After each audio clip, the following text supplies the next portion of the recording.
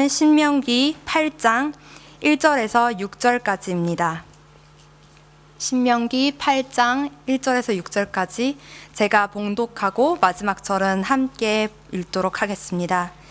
내가 오늘 명하는 모든 명령을 너희는 지켜 행하라. 그리하면 너희가 살고 번성하고 여호와께서 너희의 조상들에게 맹세하신 땅에 들어가서 그것을 차지하리라. 내 하나님 여호와께서 이 40년 동안에 내게 광야 길을 걷게 하신 것을 기억하라. 이는 너를 낮추시며 너를 시험하사 내 마음이 어떠한지 그 명령을 지키는지 지키지 않는지 알려 하심이라. 너를 낮추시며 너를 줄이게 하시며 또 너도 알지 못하며 내 조상들도 알지 못하던 만나를 내게 먹이신 것은 사람이 떡으로만 사는 것이 아니요 여호와의 입에서 나오는 모든 말씀으로 사는 줄을 내게 알게 하려 하심이니라. 이 40년 동안에 내 의복이 헤어지지 아니하였고 내 발이 부르트지 아니하였느니라.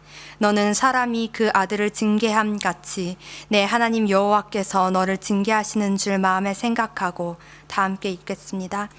내 하나님 여호와의 명령을 지켜 그의 길을 따라가며 그를 경외할지니라. 아멘.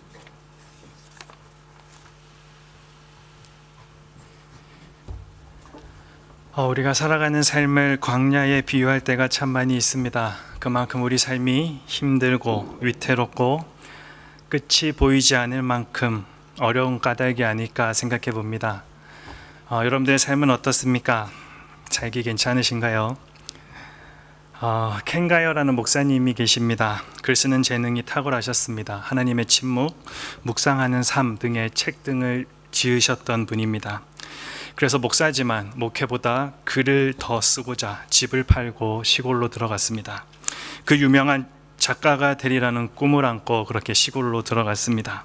그런데 막상 시골로 들어가서 글을 쓰려고 생각하니 생각만큼 글이 잘 써지지를 않았습니다. 작가가 되려고 목사도 그만두고 집도 팔았고 도시 생활도 정리하고 6 식구 다 이끌고 시골까지 내려왔는데 이런 낭패가 어디 있을까?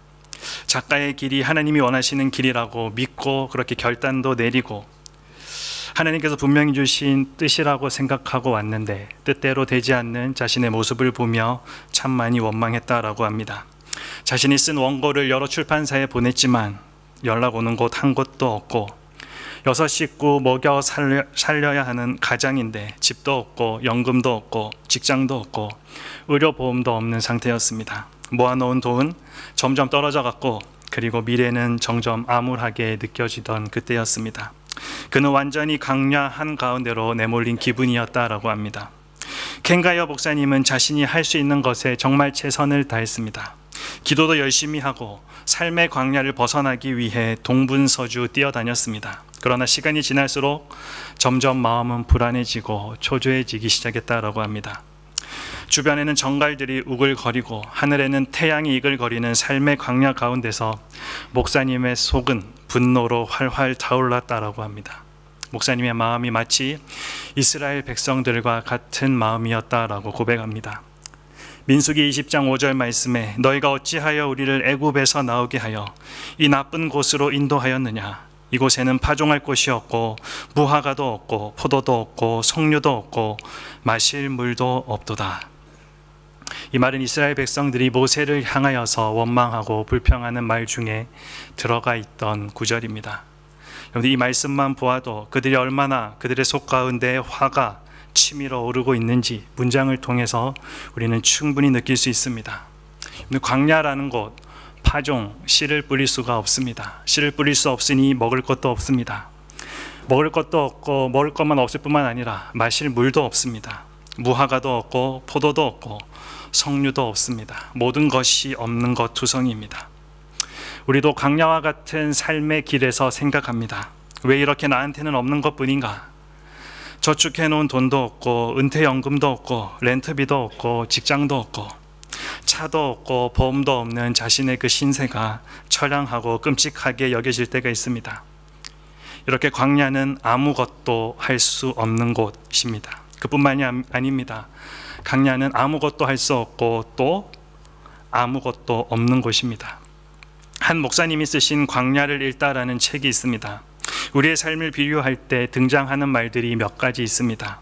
그중 우리가 흔히 사용하는 비유 중에 하나는 삶을 등산에 비유한다라는 것입니다. 산을 오르고 내리는 그 과정과 우리가 살아가는 삶의 모습이 너무나도 비슷하기 때문에 그렇습니다. 그래서 우리는 산을 정복하듯 우리들에게 주어진 그 삶을 살아가고 있습니다. 그런데 이 책의 저자는 우리의 삶은 산을 올라가는 것이 아니라 광야를 지나가는 것이다 라고 말하고 있습니다. 참 그렇습니다. 우리의 삶은 광야를 지나가는 것인데 우리는 산에 오르는 것으로 생각하고 그렇게 살았습니다. 예를 들면 결혼하는 것, 산을 정복하는 것 같아 보이지만 결혼 생활은 광야를 지난 것과 같고, 직장에 취직하는 것, 산을 정복하는 것과 같아 보이지만 직장 생활은 광야를 지난 것과 같습니다. 그것을 모르는 우리는 정상을 목표로 계속해서 산을 오르는 방식으로 우리에게 주어진 삶을 살아가고 있기에 광야 같은 삶을 살면서 방황하고 있는 것입니다. 사막을 지나는 사람이 등산화를 신고 있고 사막을 지나는 사람이 로프를 가지고 있었던 것입니다. 우리의 삶이 광야를 통과하는 것과 같아라는 그 깨달음을 우리가 얻게 되는 순간 우리의 삶은 완전히 새롭게 보입니다. 그래서 그런지 성경에 이 광야의 이야기가 참 많이 등장하고 있습니다. 가만히 잘 살펴보니 사실 성경은 우리에게 정상의 자리에 오르는 법을 단 한 번도 가르쳐 주지 않고 있습니다. 어떻게 광야길을 무사히 걸어갈 수 있는지, 어떻게 하나님의 약속의 땅 가나안에 들어갈 수 있는지를 우리들에게 가르쳐 주고 있습니다. 똑같은 광야와 같은 삶이라도 누군가는 비교적 가벼운 발걸음으로 능숙하게 임하는 이들이 있습니다. 여러분들, 누구나 피할 수 없는 삶의 광야라면 우리는 그 광야를 어떻게 받아들이고 어떻게 건너야 할까 우리 고민해 봐야 하지 않겠습니까? 오늘 본문에는 이 광야를 몸소 경험한 사람들이 등장하고 있습니다. 바로 모세와 이스라엘 백성들입니다. 그들은 40년의 광야 생활을 마치고 이제 가나안 땅을 눈앞에 두고 미디안 광야에서 2달 동안 머물 때 있었던 일입니다. 모세는 지나간 40년을 돌아보면서 이제 모세 자신도, 이스라엘 1세대를 포함해서 모세 자신도 눈앞에 보이는 가나안에 들어가지 못함을 보고 이제 그 2세대들에게 마지막으로 고별 설교를 하고 있는 장면입니다. 하나님은 모세를 통해 이스라엘 백성들에게 왜 광야의 삶을 살게 하셨는지, 그들에게 왜 광야의 생활이 필요했는지를 설명하십니다. 그런데 여기에서 모세가 강조하고 있는 것이 하나 있는데 그것은 바로 기억하라라는 단어입니다. 2절 말씀을 봅니다. 내 하나님 여호와께서 이 40년 동안에 내게 광야길을 걷게 하신 것을 기억하라. 여러분, 이 신명기에만 이 기억하라라는 말씀이 18번이나 반복되고 있습니다. 80년의 광야 생활을 경험한 모세, 개인적으로 40년 경험했고 이스라엘 백성들과 함께 또 40년을 경험했던 이 모세가 이토록 반복하여 강조하고 있는 것이 무엇일까?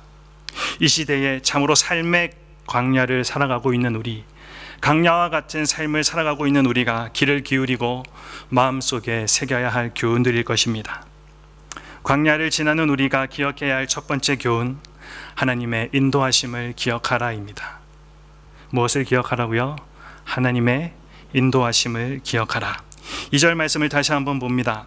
내 하나님 여호와께서 이 40년 동안에 내게 광야길을 걷게 하신 것을 기억하라.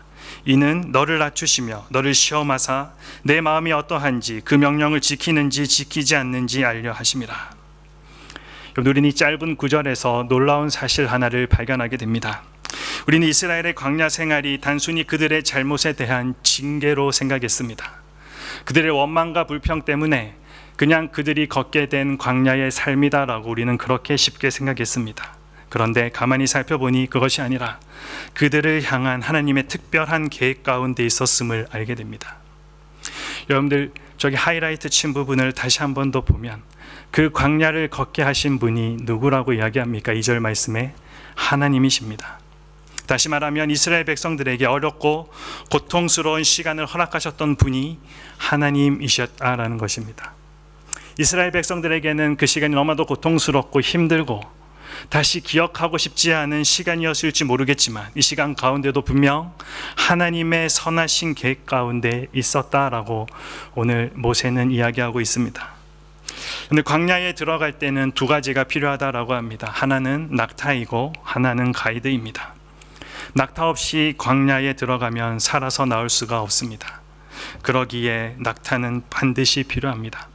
가이드도 마찬가지입니다. 가이드 없이는 절대로 광야에 들어갈 수도 없고 광야에서 살아 나올 수도 없습니다.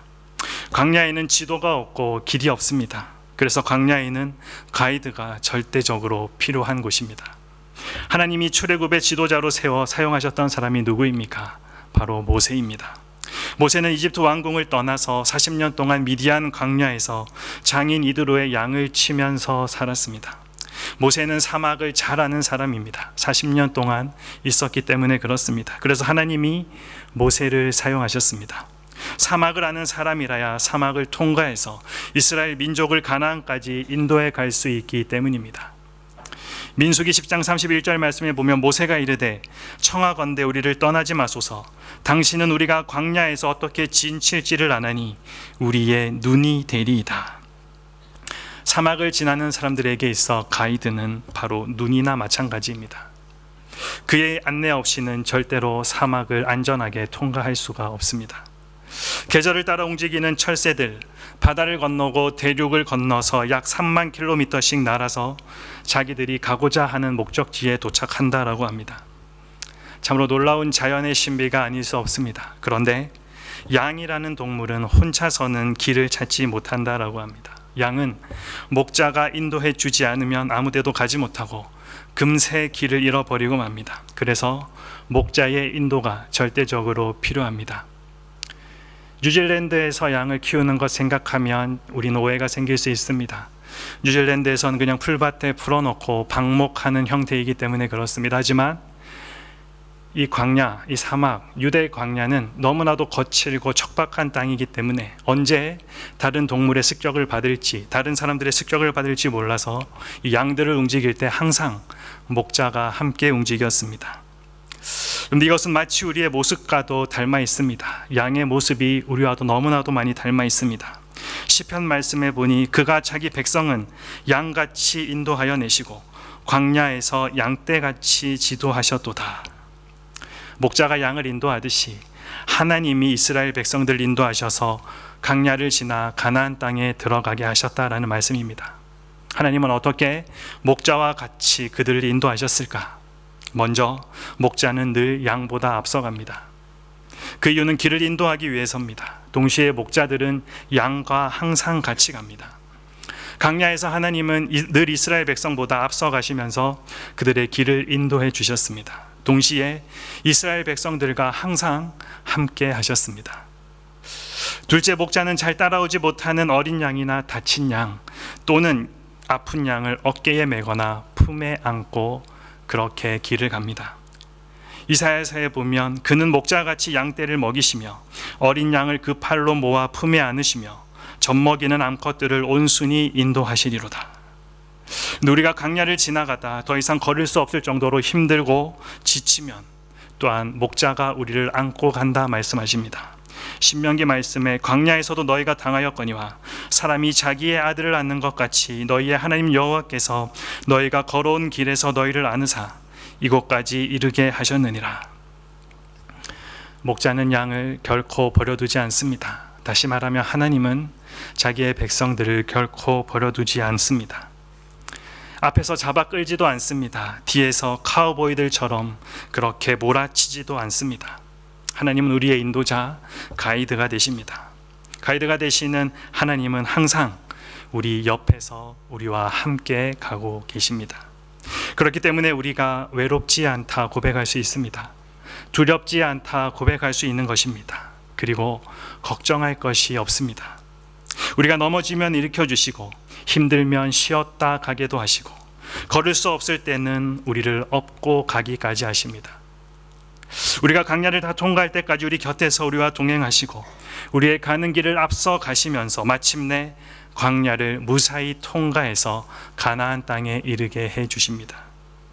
그렇다면 광야를 지난 우리가 해야 할 일은 무엇입니까? 단 한 가지, 하나님의 인도하심만 믿어야 합니다. 하나님은 아브라함에게 고향과 친척과 아비 집을 떠나서 하나님이 지시하는 땅으로 가라라고 명령하셨습니다. 아브라함 갈 바를 알지 못하고 하나님의 인도하심을 따라 갔습니다. 지도도 없고 목적지도 알지 못했습니다. 그러나 가나안까지 잘 도착할 수 있었습니다. 이유가 무엇입니까? 보이지 않는 하나님의 도우심이 있었기 때문입니다. 하나님의 인도하심이 있었기 때문입니다. 하나님은 이스라엘 백성들이 40년간 광야를 지날 때 구름 기둥과 불 기둥으로 인도해 주셨습니다. 그들이 가는 길을 알지 못해서 정말 그들이 길을 잃어버릴까봐, 혹 모세가 길을 잃어버릴까봐 구름 기둥과 불 기둥으로 인도해 주신 것일까? 절대 그렇지 않습니다. 그들은 목적지가 가나안 땅인 것을 분명하게 알고 있었습니다.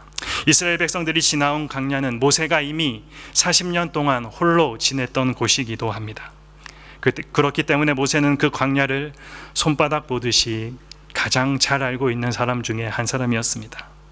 40일이면 갈 곳을 40년이나 걸려서 간 이유가 무엇일까요? 구름 기둥과 불 기둥의 인도를 따라서 가다 보니 그렇게 되었습니다. 때론 하나님이 우리로 하여금 돌아서 가게 하실 때가 있습니다. 그런데 돌아서 가게 하시는 것도 하나님의 은혜라는 사실을 여러분은 알고 있습니까? 하나님이 우리를 어딘가로 인도하시는 데는 그분의 섭리와 목적과 계획 그리고 뜻이 분명하게 있기 때문입니다. 1890년대입니다. 골드러시, 참으로 금강을 찾아서 헤매일 때 하루라도 먼저 캘리포니아에 도착해서 금을 만져보려고 했던 많은 사람들이 있습니다. 그런데 그 사람들이 금을 하루라도 먼저 만져보기 위해서 돌아서 가는 안전한 길을 선택하지 않고 지름길인 광야길을 선택해서 나아갔습니다. 불행하게도 수많은 사람들이 광야를 통과하지 못하고 그들이 손에 얻고 싶었던 금 만져보지도 못하고 죽고 말았습니다.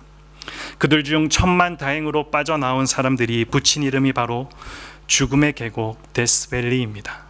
캘리포니아, 미국에서 가장 큰 국립공원 중에 하나인 죽음의 계곡. 겉으로 볼 때는 참 아름다워 보이지만 저기에 수많은 사람들이 죽은 흔적들이 있습니다. 근데 우리는 지름길을 좋아합니다. 빨리 가고 싶어 합니다. 돌아서 가고 시간이 걸리는 거 싫어합니다. 그러나 반드시 지름길이 그렇게 빨리 가는 것이 좋은 결과로 항상 오지 않는다는 사실 우리는 기억해야 합니다. 하나님이 우리를 인도하실 때 꼭 우리를 시온의 대로로만 인도하시는 것 아닙니다. 넓은 길로만 인도하시는 것 아닙니다. 때론 우리의 유익을 위해서 우리가 해야 할 일이 있기에 한참 돌아서 가게도 하십니다. 우리가 살아가다 보면 어느 시점에 하나님이 우리를 빙빙 돌게 하실 때가 있습니다. 왜 이렇게 나를 빙빙 돌아서 가게 하시나? 우리는 고민하고 걱정할 때가 있습니다. 그런데 그때 우리는 조급해하지 말아야 합니다. 하나님의 인도하심을 따라가다 보면 광야도 만나게 됩니다. 그리고 홍해도 만나게 됩니다. 그런데 그렇게 가다 보면 언젠가 우리 앞에 요단강이 나타날 것이고 그리고 가나안이 나타날 것입니다. 하나님 우리를 광야에서 어디로 인도하시든지 결국은 광야를 무사히 통과해서 가나안 땅에 들어가게 하시는 것, 그것이 하나님의 목적이고 계획이고 뜻입니다.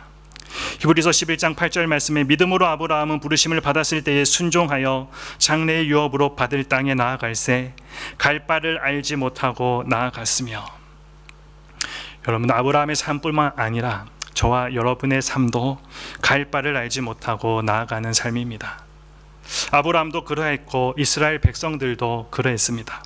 하나님은 먼저 보여주시고 우리들에게 따라오라 말씀하지 않으십니다. 단지 그냥 따라오라 그렇게 명령하실 뿐입니다. 다 설명해 주신 다음에 우리들에게 순종하겠느냐라고 선택권도 주시지 않습니다. 그렇게 물어보시지도 않습니다. 그냥 무조건 순종하라 말씀하십니다. 그런데 우리가 그 길을 따라가다 보면 우리가 어느샌가 하나님의 마음과 의도를 깨달을 때가 오게 된다는 것입니다. 하나님은 한 번에 하나씩만 우리들에게 보여주십니다. 한 번에 다 보여주시는 경우가 없습니다. 마치 퍼즐 맞추기 게임처럼 시간이 흐를수록 조금씩 분명하게 드러나게 하십니다. 하나님의 인도를 따라가다 보면 하나님이 어디로 인도하시는지 조금씩 우리가 이해해 가게 된다는 것입니다. 그러므로 우리는 찬송가의 가사처럼 한 걸음 한 걸음 주 예수와 함께 날마다 날마다 우리는 걷겠네, 그렇게 찬송하며 나아가야 하는 것입니다. 매일 아침마다 날마다 인도하심을 구해야 한다라는 것입니다. 우리 하나님은 우리의 길을 인도하시되 전체를 다 보여주시지 않습니다. 지도를 펼쳐서 보여주시는 것도 아니고 1년치 은혜를 우리들에게 한꺼번에 다 내려주시지도 않습니다. 한 걸음씩만 인도하십니다. 하루하루 인도하십니다. 일용할 양심만 우리들에게 허락하십니다. 우리가 알아야 할 것만 알게 하시고 하루하루 은혜를 내려주십니다. 그렇기 때문에 우리가 할 수 있는 것은 매일 기도할 수밖에 없는 것입니다. 성경을 아무리 읽어봐도 판단이 서지 않을 때가 참 많이 있습니다. 하나님의 뜻이 도대체 무엇인지 알 길이 없을 때가 너무나도 많이 있습니다. 그렇기 때문에 따라서 우리는 겸손하게 매일 이 주님과 동행하며 기도하며 말씀 묵상하며 하나님의 인도하시는 은혜를 구해야 합니다. 때로 길을 잘못 들어서 돌아가기도 하고 막다른 길에 다다르게 될 때도 있고 벼랑 끝에 몰리는 경우도 있습니다. 하나님의 뜻이라고 생각하고 철저하게 믿고 그렇게 갔는데 아닐 때도 참 많이 있습니다. 우리가 가는 길, 우리의 내일, 우리의 미래는 사실 확실하지 않은 것들로 가득 차 있습니다. 그렇기 때문에 우리는 하나님을 의지할 수밖에 없습니다. 기도할 수밖에 없는 것입니다. 그래서 계속해서 여러분들에게 강조하는 것이 말씀 묵상과 기도인 것입니다. 오늘 3절 말씀에도 분명하게 이야기합니다. 모세가 이스라엘 백성들에게 왜 강약길을 하나님께서 걷게 하셨는지, 너를 낮추시며 너를 줄이게 하시며 또 너도 알지 못하며 내 열조도 알지 못하던 만나를 내게 먹이신 것은 사람이 떡으로만 사는 것이 아니요 여호와의 입에서 나오는 모든 말씀으로 사는 줄을 내가 알게 하려 하심이니라. 우리가 다시 한번 생각해 봅니다. 모든 것이 확실하다면, 나에게 주어진 모든 것을 내가 다 이해하고 간다면 우리가 하나님의 도우심과 인도하심을 과연 구할까? 살아가다 보면 길이 안 보이거나 막막할 때, 앞길이 캄캄할 때, 참으로 벼랑 끝에 선 것처럼 느껴질 때 여러분 하나님을 찾으십시오. 그러면 하나님이 여러분의 잃어버린 길을 다시 찾게 해 주실 것입니다. 시편 48편 14절 말씀에 참으로 은혜로운 말씀이 있습니다. 이 하나님은 영원히 우리 하나님이시니 그가 우리를 언제까지 인도하신다 말씀하십니까? 죽을 때까지. 다시 한번 읽습니다. 이 하나님은 영원히 우리 하나님이시니 그가 우리를 죽을 때까지 인도하시리로다. 죽을 때까지 우리를 인도하시는 하나님, 아니 죽을 때까지 뿐만 아니라 영원히 우리를 인도하실 하나님, 이 하나님과 동행하기만 하면, 이 하나님의 인도하심을 따라가기만 하면 잃었던 길을 다시 찾게 될 것입니다. 이스라엘 백성들이 아무것도 없는 광야에서 40년 동안 살아남을 수 있었던 그 모든 것, 바로 이 하나님 덕분입니다. 하박국 선지자가 이렇게 고백합니다. 우리가 잘 아는 유명한 고백입니다.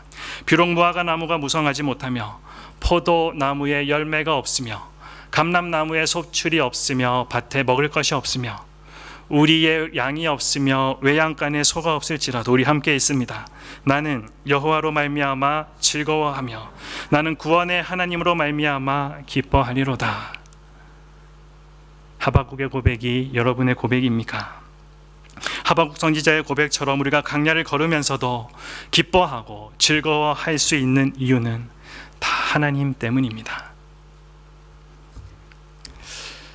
광야를 지나는 우리 기억해야 할 두 번째 교훈, 하나님의 은혜를 기억하라입니다. 하나님의 무엇을 기억하라고요? 은혜를 기억하라. 광야는 씨를 뿌릴 수도 없고 추수를 할 수도 없습니다. 씨를 뿌릴 수가 없으니 당연히 나는 곡식도 없고 거둬들일 열매도 없습니다. 그런데 이스라엘 백성들 가운데 40년간의 광야 생활을 하면서 먹을 것이 없어서 굶어 죽은 사람 단 한 사람도 없습니다. 아니, 단 하루도 그들은 굶은 적이 없습니다. 그 이유가 무엇입니까? 3절 말씀에 보니 너도 알지 못하며 내 열조도 알지 못하던 만나를 내게 먹이셨다. 우리가 잘 아는 대로 만나뿐만 아니라 매일 하나님이 이스라엘 백성들에게 만나와 메추라기를 내려주셨습니다. 여러분, 그뿐입니까? 광야에는 샘이나 우물이 없습니다. 그 대신 오아시스가 있습니다. 어린 왕자라는 책에 작가가 이렇게 이야기했습니다. 광야가 아름다운 것은 어딘가에 오아시스가 숨어 있기 때문이다. 오아시스가 없다면 사막은 더 이상 아름다운 곳이 될 수가 없습니다. 사람들이 죽어나갈 수밖에 없는 그곳. 오늘 광야를 지나가는 사람 머릿속에 온통 한 가지 생각뿐입니다. 그것은 바로 물입니다. 광야를 지나도 오아시스를 만나면 사는 것이고 만나지 못하면 죽게 되는 것입니다. 하나님 이스라엘 백성들을 오아시스가 있는 곳으로 인도하셨습니다. 때로는 바위를 깨트려서 생수가 터져 나오게 하셨습니다. 하나님이 오아시스로 인도하지 않으셨다면, 바위에서 생수가 터져 나오게 하지 않으셨다면 이스라엘 백성들은 광야에서 살아남을 수 없었을 것입니다. 이렇듯 하나님의 은혜가 아니면 살아남을 수 없는 곳이 바로 광야입니다. 그리고 광야는 너무나도 뜨거운 곳입니다. 그늘 찾지 못하면 쓰러져 죽고 맙니다. 그런데 하나님 어떻게 하셨습니까? 낮에는 구름 기둥으로 거대한 그늘을 만들어 주셨습니다. 그것뿐입니까? 사막에서는 더워서 죽는 사람보다 추워서 죽는 사람이 더 많다고 합니다. 그러니 밤에는, 기온이 떨어지는 밤에는 불기둥을 보내주셔서 추위로부터 이스라엘 백성들을 완벽하게 지켜주셨습니다. 이것이 어찌 하나님의 은혜가 아니라라고 우리가 말할 수 있습니까? 또한 하나님은 광야에서 이스라엘 백성들의 신발도 그리고 옷도 닳지 않게 해주셨다 이야기합니다. 4절 말씀입니다. 이 40년 동안에 내 의복이 헤어지지 아니하였고 내 발이 부르트지 아니하였느니라.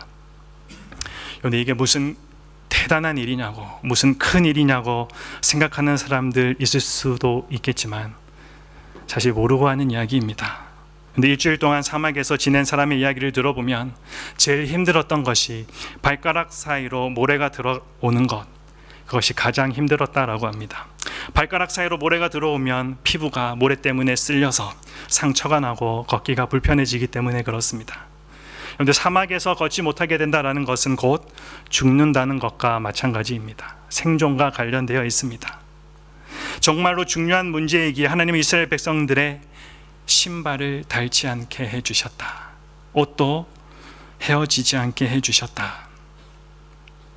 제 개인적으로는 이 말씀이 참 은혜가 됩니다. 우리 리더들하고도 한번 나눈 적이 있지만 목자 모임 시간 때 저는 양말을 신으면 한 달을 넘기는 적이 없습니다. 양말이 얼마나 잘 닿는지 한 달 넘기면 정말로 잘 넘기는 건데, 여러분들 사람들의 지혜로 그리고 너무나도 잘 만들었다는 이 양말도 한 달, 1년 지나면 헤어지기 쉽고 구멍나기 쉽습니다. 그런데 무려 40년 동안 옷 한 번 구멍난 적 없고, 그리고 발이 부르트지 않게 하셨다. 신발이 닳지 않게 해주셨다. 이 하나님의 은혜, 그 은혜가 아니었다면 이스라엘 백성들은 광야에서 살아남을 수 없었을 것입니다. 이 모든 것이 다 하나님의 은혜입니다. 그런데 이처럼 하나님께서 이스라엘 백성들 어떻게 보면 이렇게 해줘도 원망하고 불평하고 돌아서서 또 다른 소리하는 이들을 왜 이렇게 잘 보살펴 주셨을까? 아니, 지금도 우리에게 하나님의 은혜를 베풀어 주시는 이유가 무엇일까? 5절 말씀에 설명합니다. 우리 함께 읽습니다. 너는 사람이 그 아들을 징계한 같이 내 하나님 여호와께서 너를 징계하시는 줄 마음에 생각해라. 하나님이 우리의 아버지가 되시기 때문에 그렇습니다. 아버지가 자기 자녀를 훈계하듯이 하나님께서 우리를 훈계하십니다. 사실 우리 중에 그 누구도 이 징계를 받고 싶은 사람은 별로 없습니다. 가벼운 꾸지람 정도는 괜찮지만 징계는 싫어합니다. 심지어 꾸지람조차도 싫어하고 듣고 싶지 않은 것이 우리의 솔직한 마음입니다. 그러나 그렇다고 잘못했음에도 징계 대신 칭찬을 하고 꾸지람 대신 격려만 한다면 그것이야말로 그 사람을 멸망의 길로 내모는 일이 되고 말 것입니다. 그러므로 참된 징계는 자신이 진실로 아끼고 사랑하는 대상에게만 할 수 있는 것입니다. 아무한테나 징계할 수 없습니다. 자녀를 위해 사랑의 매를 아끼지 않는 부모의 마음 여러분은 알고 있습니까? 매를 맞으며 고통스러워하는 그 자녀를 보면서 환하게 웃는 부모, 이 세상에 어디 있겠습니까? 고통스러워하는 자녀를 보면 그 부모의 마음도 찢어질 듯이 아프지만, 그러나 그럼에도 불구하고 그 자녀를 위해서 사랑의 매를 아끼지 않는 부모의 마음이 바로 우리를 징계하시는 아버지 하나님의 마음입니다. 히브리서 12장 7절 말씀입니다. 너희가 참음은 징계를 받기 위함이라. 하나님이 아들과 같이 너희를 대우하시나니 어찌 아버지가 징계하지 않는 아들이 있으리요. 징계는 다 받는 것이거늘 너희에게 없으면 사생자요 친아들이 아니니라. 우리 가운데 고통이 있습니까? 아픔이 있습니까? 징계가 있습니까? 하나님의 자녀이기 때문에 우리가 받는 일들입니다. 여러분, 하나님 아버지의 이 마음을 이해할 수 있습니까? 아까 앞서 소개했던 켄 가이어 목사님이 쓴 묵상하는 삶의 짧은 이야기 하나가 등장합니다. 어떤 랍비가 서재에 앉아 있는데 누가 자신을 찾아와 문을 두드립니다. 가만히 살펴보니 자신의 제자 중 한 명이었습니다. 제자는 스승이 너무 고마웠기에 와서 말하지 않고는 견딜 수 없는 말 한마디가 있었습니다. 그래서 제자가 이야기합니다. 선생님, 제가 선생님을 얼마나 사랑하는지 단지 그 말씀 드리고 싶어서 여기까지 왔습니다. 그랬더니 그 말을 들었던 랍비가 책을 들고 있다 책을 내려놓고 그를 쳐다봅니다. 그리고 이렇게 질문합니다. 나를 아프게 하는 것이 무엇인가?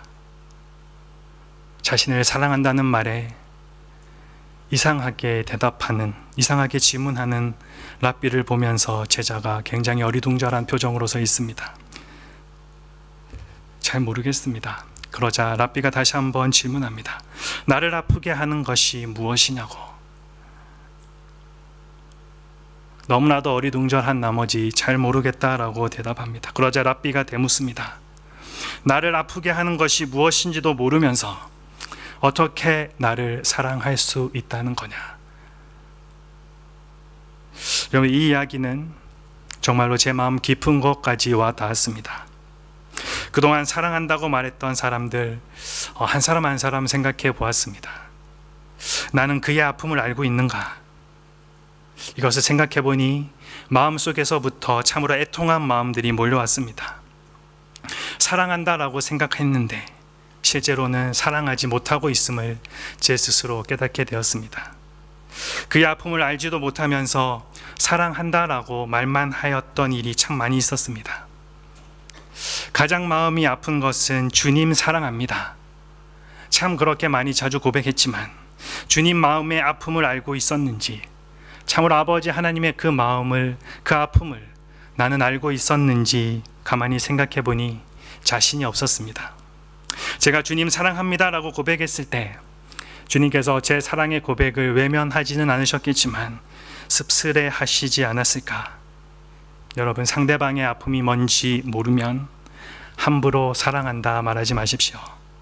그러나 그 사람의 아픔이 느껴지면 여러분은 이미 그 사람을 사랑하고 있다는 사실을 기억하십시오. 여러분에게 질문해 봅니다. 여러분, 하나님 사랑하고 있습니까? 사랑하고 있다라고 이야기한다면 우리 아버지 하나님의 마음을 아프게 하는 것이 무엇인지 여러분은 알고 있습니까? 우리는 늘 내게 있는 문제와 상황에만 집중하기에 하나님의 마음은 헤아려 보지 않았던 때가 참 많이 있습니다. 내가 가진 문제, 내가 가진 어려움, 그것 불평, 불만하기만 바빴지 참으로 그 상황 가운데 나를 지켜보시는 아버지 하나님의 마음은 어떠하실까? 한 번도 헤아린 적 없는 것 같아 죄송할 따름입니다. 강야와 같은 삶을 살아가면서 낙심과 불평, 저절로 나오는 상황 우리는 참 많이 만날 수 있습니다. 이 시간이 우리가 하나님께 미움을 받고 있는 시간 아니라는 것 여러분들 기억했으면 좋겠습니다. 이것은 우리를 향한 하나님의 사랑임을 기억하고 감사할 수 있기를 바랍니다. 우리 하나님 아버지는 진노 중에라도 긍휼을 베푸시는 분이시고 그 어떤 순간에도 우리를, 저와 여러분을, 그리고 나를 절대 홀로 내버려 두시는 분이 아니십니다. 우리가 살아가다 보면 하나님이 주셔야 우리가 받을 수 있는 것들이 있습니다. 은혜는 하나님이 주셔야 받을 수 있는 것입니다. 우리가 이 세상에서 노력해서 얻을 수 있는 복들도 참 많이 있습니다. 물질의 복도 있고 정말 앞뒤 가리지 않고 열심히 일하다 보면 돈도 명예도 얻을 수 있습니다. 하지만 우리는 그 복 받지 못해도 이 땅 가운데서 살아갈 수는 있습니다. 하지만 하나님의 은혜 없이는 살아갈 수 없습니다. 복을 받지 못하면 조금 불편하게 사는 것이지만 하나님의 은혜 없이는 정말로 이 땅 가운데서 우리가 살아갈 수 없습니다. 광야를 지날 때는 복을 구하지 말고 은혜를 구해야 합니다. 광야는 하나님의 은혜로만 살아남을 수 있는 곳이기 때문에 그렇습니다. 광야에서는 성공이 목표가 아닙니다. 정상에 오르는 것이 광야의 목표가 아닙니다. 우리가 지금까지 이뤄놓은 일이 없다 할지라도, 여러분이 아무리 생각해도 내가 이뤄놓은 목표가 없다고 할지라도, 정상의 자리에 올라가지 못했다 할지라도 낙심하지 마십시오. 광야에서의 목표는 오직 하나, 이 광야를 무사히 통과해서 약속의 땅 가나안에 들어가는 것. 광야에서는 살아남기만 해도 성공하는 것입니다. 이 세상의 모든 살아있는 것들은 무엇인가를 견뎌내면서 살아가고 있습니다. 다 나름대로 힘들게 견디면서 그렇게 하루하루 생존하고 있습니다. 그러게 광야와 같은 삶을 살아가고 있는 우리에게 가장 필요한 것은 다른 것이 아니라 바로 견딤의 은혜입니다. 견딜 수 있는 힘을 공급받는 것, 견뎌내는 사람만이 가나안에 들어갈 수 있습니다. 이슬은 밤에만 내린다고 합니다. 삶의 어두운 밤을 지날 때 하나님은 우리들에게 이슬과 같은 은혜를 허락해 주십니다. 비는 하늘에서 요란하게 내립니다. 그러나 이슬은 소리 없이 내립니다. 언제 내렸는지도 모르게 우리들에게 내립니다. 하나님의 은혜도 이슬과 같아서 우리도 모르는 사이에 우리에게 임하게 됩니다.